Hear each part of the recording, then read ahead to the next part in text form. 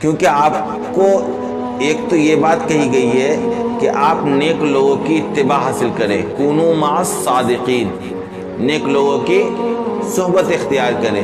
اسی طریقے سے سب سے پہلی جو آیت ہے جس میں ہم نے دعا کی تھی، اہدنا الصراط المستقیم صراط الذین انعمت علیہم، ان لوگوں کے راستے کی رہنمائی کیجیے جن پر آپ نے انعام فرمایا ہے، یعنی نیک لوگوں کے راستے کو صحیح راستہ بتلایا، اور بتلایا کہ دیکھو ان لوگوں کے راستے پر چلو گے تو تم پر بھی کیا ہوگا، ہمارا انعام ہوگا، جس طریقے سے ان لوگوں پر ہمارا انعام ہوا ہے۔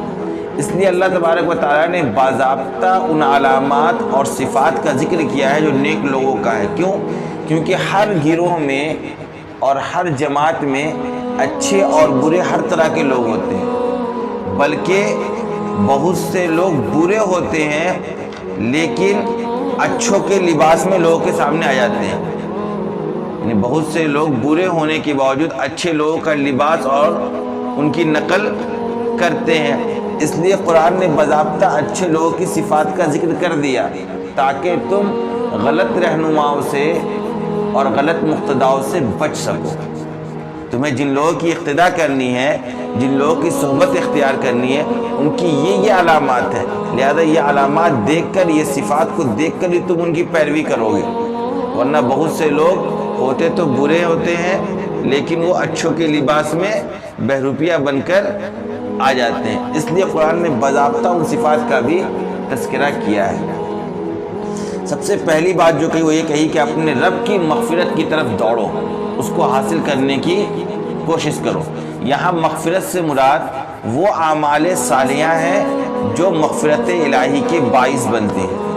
مغفرت سے مراد وہ اعمال صالحہ ہیں، یعنی وہ ان نیک اعمال کے کرنے کی طرف تم آگے بڑھو جن نیک اعمال کی بنیاد پر اللہ تبارک و تعالیٰ کی مغفرت، اس کا فضل اور اس کی رحمت بندوں کی طرف متوجہ ہوتی ہے۔ تو مغفرت سے یہاں مراد کیا ہے؟ اعمال صالحہ۔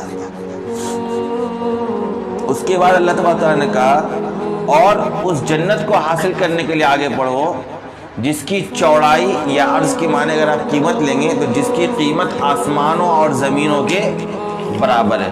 اصل میں جنت جو ہے وہ آسمان اور زمین سے کئی گنا زیادہ بڑا ہے، لیکن چونکہ اس کی وسعت کو بتلانے کے لیے انسانوں کے لیے آسمان اور زمین سے زیادہ وسیع کوئی اور چیز نہیں ہے۔